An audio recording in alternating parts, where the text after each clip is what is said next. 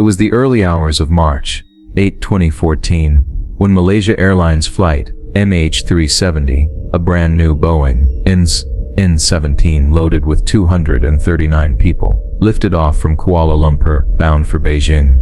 Spirits were high aboard the overnight flight, most passengers asleep, cabin lights dimmed. At 1:19 a.m. local time, the captain signaled their routine handoff to Vietnamese air traffic control.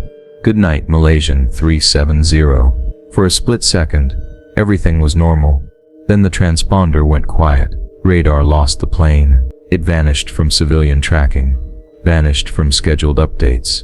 And what followed became one of aviation's greatest mysteries. But questions lingered. Would they ever know what caused the disappearance? What happened in those final minutes before the plane slipped into the unknown? Soon after the signal ended, military radars detected the plane veering sharply off course, turning west, crossing the Malay Peninsula, and flying over the Andaman Sea. It kept going, pushing southward into the vast expanse of the Indian Ocean. Hours passed. At 8:11 a.m., the jet responded to an automated signal ping, proof it was still flying. Then silence. Radar and satellites fell mute. Search and rescue began in waters north of Malaysia. Aircraft, ships, and helicopters fanned out over the Gulf of Thailand, the South China Sea, and the Strait of Malacca. But as days passed, no wreckage surfaced.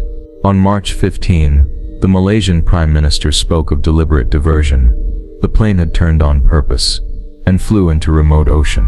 The remaining searches focused southwest, toward a region 1,800 kilometers off Western Australia, where the southern Indian Ocean's depths swallowed it almost certainly.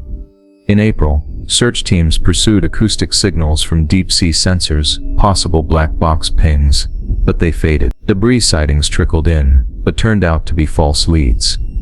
By late April, the surface search shifted to a recovery operation, mapping the ocean floor and scanning for wreckage. On July 29th, nearly 5 months later, the first confirmed piece washed up, part of a flaper on Reunion Island, more than 3,000 kilometers from the presumed crash site. In the years that followed, about 30 more fragments were found along Africa's eastern coast and nearby islands, each piece battered by storms and travel. They were our only tangible connection to the lost flight. Behind the headlines and drifted debris, the human toll was incalculable. Among the 239 souls were families, honeymooners, engineers, artists, and children. 2 young Iranian men traveling on stolen passports, a Chinese family returning from a calligraphy exhibit, tech workers bound for Beijing. Their faces, glowing on missing person posters, reminded millions what had been lost. Investigators combed through every detail. Satellite communications, so-called handshakes between the plane's communication system and an MSOT satellite, allowed experts to plot potential flight arcs. Analysis suggested MH370 flew for another 7 hours after it vanished from radar, likely until it ran out of fuel. Lack of wreckage, however, kept the case unresolved. In 2017, the official underwater search, nearly 128,000 km, ended without finding the fuselage. Australia's maritime agency declared there was no wreckage in the area. In 2018, a private hunt by Ocean Infinity launched on a no-find, no-fee contract. Another 112 Vezentelmdes explored. Again, nothing but silence. Meanwhile, investigations pointed fingers. The July 2018 Malaysian report stated deliberate control input had changed the plane's course, but could not say who. Pilots were cleared of obvious motive. No signs of hijacking or terrorism surfaced. The cockpit voice recordings remained lost. Investigators could not confirm whether passengers and crew were incapacitated by cabin depressurization, or if someone had programmed a course. Conspiracy theories exploded. Rogue pilot, hijacking, mechanical malfunction, remote hacking, military interception, even alien abduction. Each new rumor sparked fervent online debate, but none offered conclusive proof. No ransom note, no claim of responsibility, no distress call, no survivors. Yet the uncertainty sparked change. In 2025, the International Civil Aviation Organization mandated that all new aircraft broadcast their position every minute in distress, a direct response to the MH370 blackout. Additionally, Malaysia agreed to fund a renewed search with Ocean Infinity in 2024, 2025, focusing on a new target area west of Perth. But in April 2025, Ocean Infinity called a temporary halt, quoted as "not the season," with plans to resume later. Through all this, the families endured an agony of unknowns. They demanded answers, protested, and urged governments to continue searching. Some hold on to maps studded with search zones, others keep every scrap of debris, every photo, every rumor that might point back to their loved ones. Nearly 11 years on, MH370 remains a ghost flight. A plane that took off into darkness vanished without trace, leaving an ocean's silence and a world of unanswered questions. The search for MH370 became the most expensive and complex in aviation history, and yet the debris it left behind was both scarce and fragmented, just like the facts. While the world was still reeling from the initial shock of a disappearing Boeing 777, investigators were busy piecing together the invisible trail it had left behind. With no transponder signals and no mayday call, attention turned to the aircraft's ACARS, Aircraft Communications Addressing and Reporting System. This automated system typically transmits flight status, engine health, and other telemetry data. But in MH370's case, those systems had been switched off or stopped transmitting within minutes of the last known radio contact. And yet something strange occurred. The aircraft continued to handshake with a satellite. This satellite belonged to Inmarsat, a British company operating geostationary satellites that manage aircraft communication. Though the data didn't include the plane's GPS coordinates, the engineers realized something extraordinary. It had a pattern. At roughly hourly intervals, MH370's satellite communication system had sent a handshake signal to Inmarsat's satellite, confirming it was still airborne. These digital pings didn't reveal position in the usual sense, but gave two important clues: the time of each handshake and the Doppler shift of the signal. Inmarsat scientists analyzed these pings using the principles of the Doppler effect. If the plane was moving toward the satellite, the signal would compress. If it was moving away, it would stretch. These shifts could be used to estimate the direction and velocity of the aircraft's movement. Based on this, they constructed two flight corridors, one stretching north over Central Asia and another heading south into the Indian Ocean. The northern arc would have taken the plane into regions heavily monitored by radar, including airspace controlled by India, Pakistan, Afghanistan, and China. None of these countries reported unidentified aircraft. That left the southern arc, the vast, empty expanse of the Indian Ocean, remote, unforgiving, and largely invisible to conventional tracking systems. Armed with that, the search area shifted dramatically. Australia's Joint Agency Coordination Centre (JC) began coordinating efforts with experts from around the world.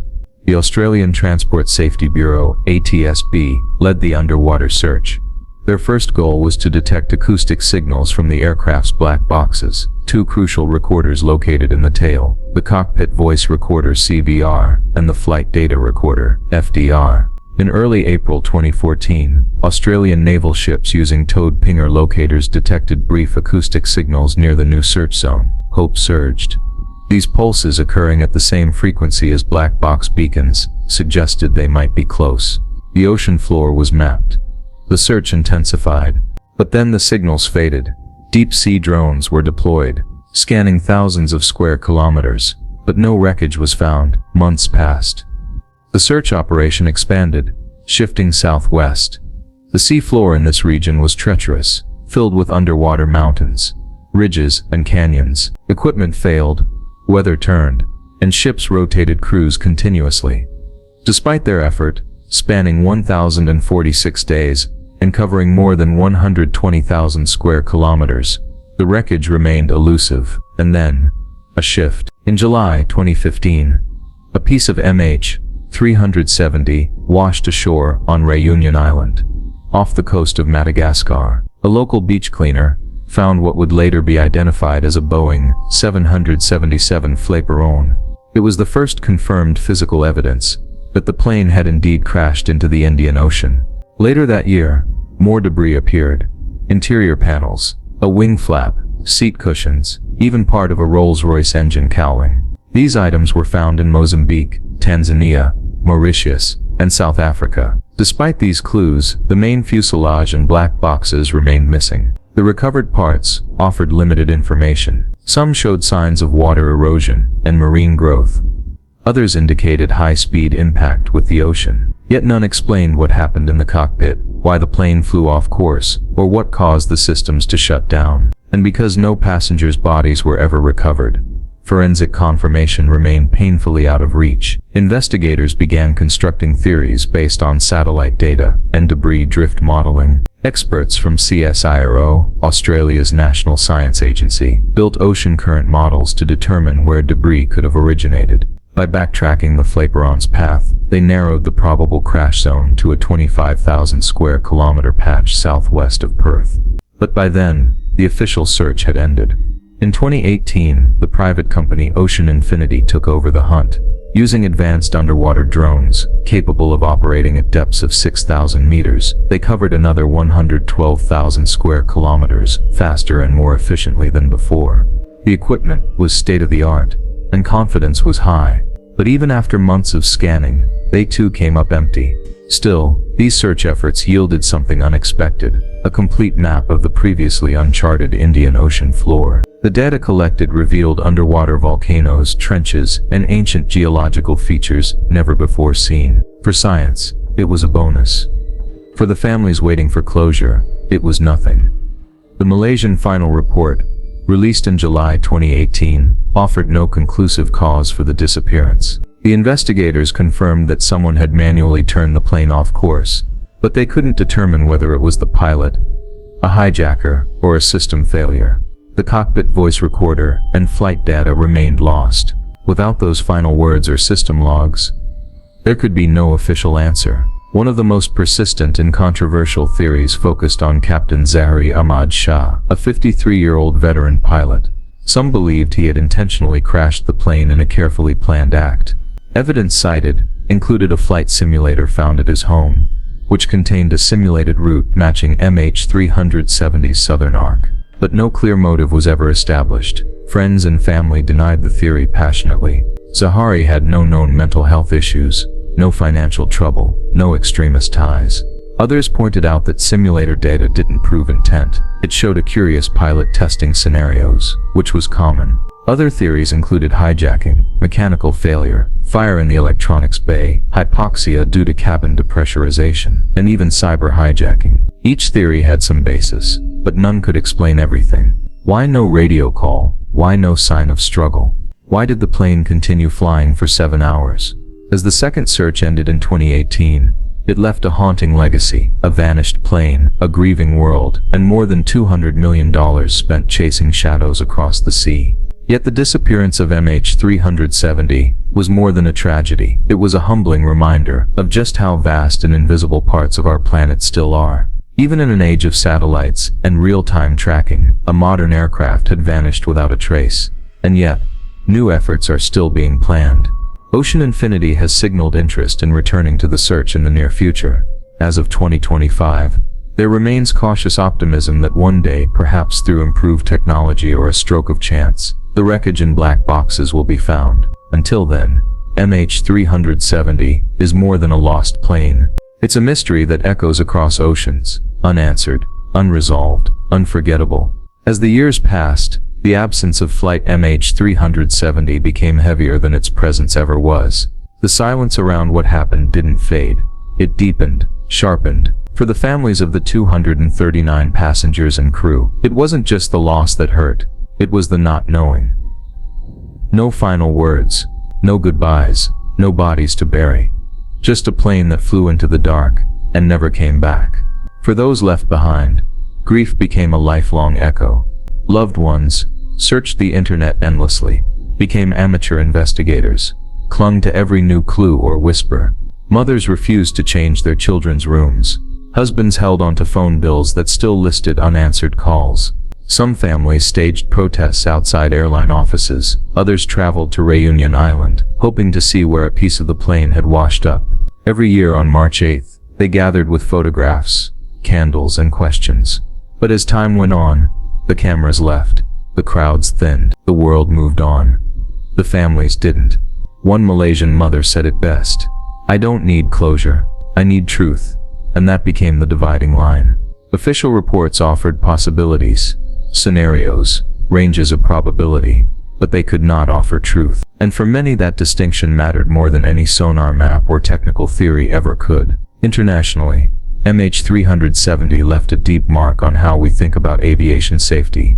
A modern airliner, equipped with redundant systems and flown by seasoned professionals, had simply disappeared, well outside the boundaries of our expectations. The world's largest passenger aircraft had gone silent, undetectable, in an age where location data feels instant and constant. And so, for the first time in decades, the aviation industry was forced to confront a chilling question: how is it possible to lose a plane in the 21st century? The result was sweeping reform. The International Civil Aviation Organization, ICAO, introduced the Global Aeronautical Distress and Safety System, GADSS, requiring aircraft to transmit their position every 15 minutes during flight, and every minute if in distress. New satellite-based tracking systems were implemented. Flight recorders would now be able to stream data in real time, ensuring that even if a crash occurred, the information wouldn't be lost beneath the sea. Airlines across the world were also pressured to modernize their communications and adopt backup power supplies for black boxes. Aircraft manufacturers, including Boeing and Airbus, began exploring new systems that could eject flight recorders upon crash, allowing them to float and transmit GPS coordinates. It was a global wake-up call,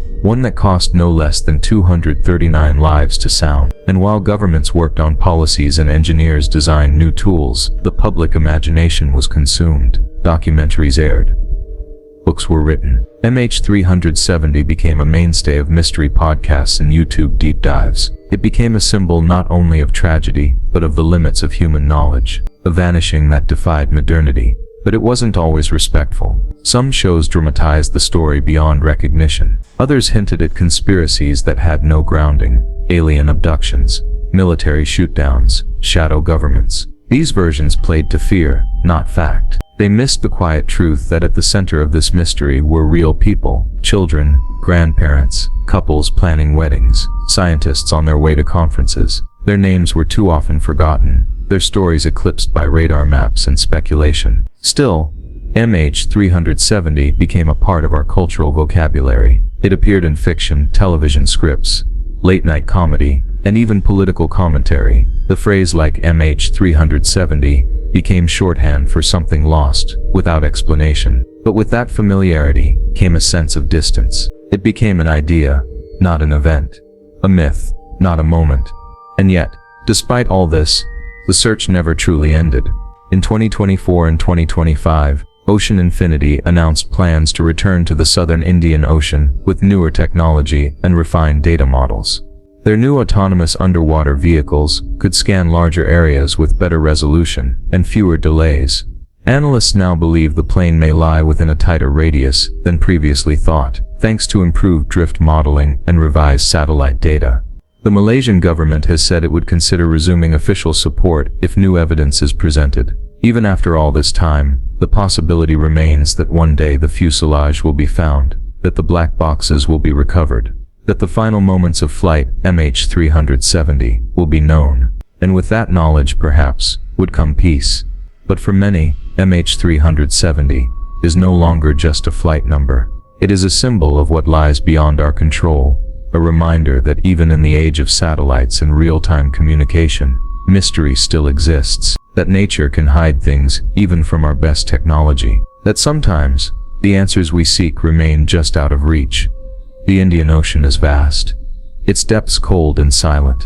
Somewhere beneath those waters may lie a shattered aircraft, holding in its steel frame the final moments of 239 lives, and the answers the world has begged for. Or perhaps, it lies elsewhere entirely, waiting for someone to look in the right place at the right time. Until then, the world waits. We wait with questions written across search grids and sonar maps. We wait with families who light candles each March, hoping their loved ones are not forgotten. We wait with the haunting sound of that final radio call echoing in our minds. Good night, Malaysian 370, and then silence.